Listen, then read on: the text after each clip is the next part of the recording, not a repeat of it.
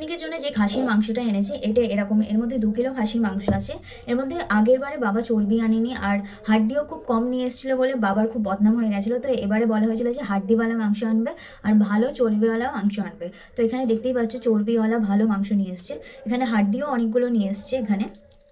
তো দেখতেই পাচ্ছ এগুলো গোল মাংস, এর মধ্যে হাড্ডিও আছে, আবার মাংস আছে, আবার চর্বিও আছে।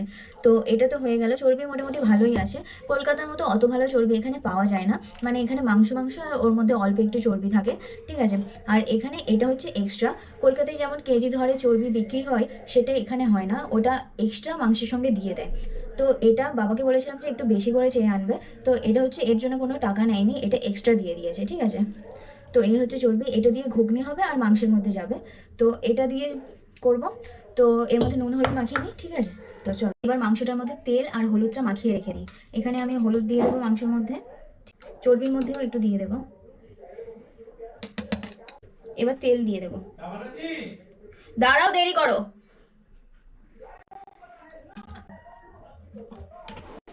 খুব ভালো করে মাখিয়ে নেব।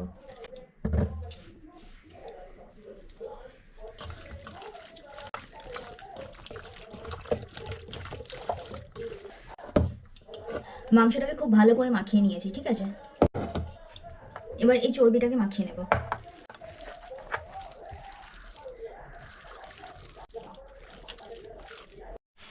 এখানে মশলাটাকে আমি কষিয়ে নিয়েছি, খুবই কম তেলে আমি মশলাটাকে কষিয়ে নিয়েছি, কারণ খাসির মাংস অনেক তেল থাকে সেই জন্য। এবার আমি এর মধ্যে এই খাসির মাংসটা দিয়ে দেবো। আমি লঙ্কা বাটার সময় পাইনি, সেই জন্য কুচিয়ে কুচিয়ে দিয়ে দিয়েছি। কষার সঙ্গে সঙ্গে এটা গলে যাবে আশা করি। তো চলো মাংসটা এর মধ্যে দিয়ে দিই। দাদা এই মাংসটা এবার এর মধ্যে দিয়ে দেবো।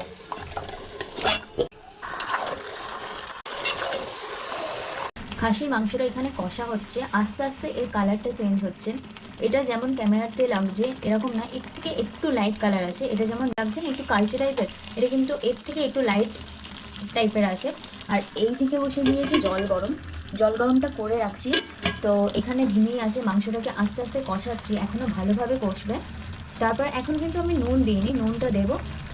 এবার মাংসের মধ্যে আমি নুনটা দিয়ে দেবো।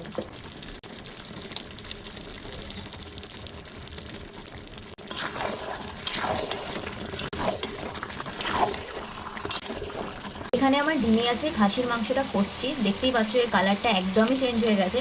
তার সাথে সাথে এখানে তেলও বার হয়ে গেছে, দেখতেই পাচ্ছ চারিদিক থেকে।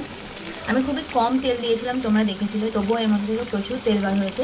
এরপরে আমি এর মধ্যে চর্বিটা যখন দেবো তখন আরও তেল বার হবে। আর এই দিকে আমি ঘুগনিটাও বসিয়ে দিয়েছি, এখানে ঘুগনিটাও হবে সঙ্গে সঙ্গে, নাহলে অনেকটা দেরি হয়ে যাবে।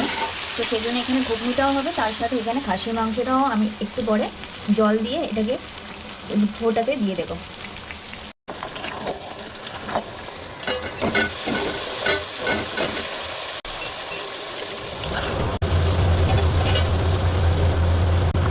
এবার আমি মাংসটার মধ্যে চর্বি দিয়ে দেবো, অল্প চর্বি দেবো, বেশি দেবো না, এতটা চর্বি দিয়ে দেবো। আর এইটা আমি ঘুগনির মধ্যে দেবো, ঠিক আছে।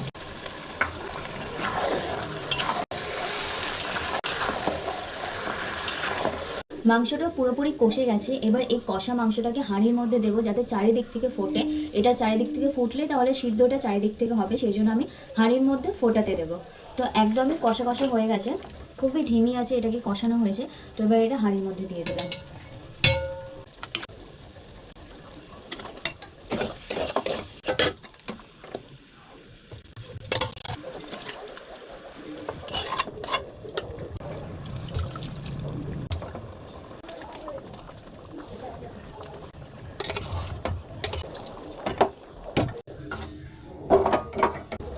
এখানে আছে খাসির মাংস, এই আলুগুলো আলাদা করে তারপরে এটাকে ফোটাতে দেব। এই মাংসটা এবার আমি এই টিফিন বক্সের মধ্যে ঢেলে নেব।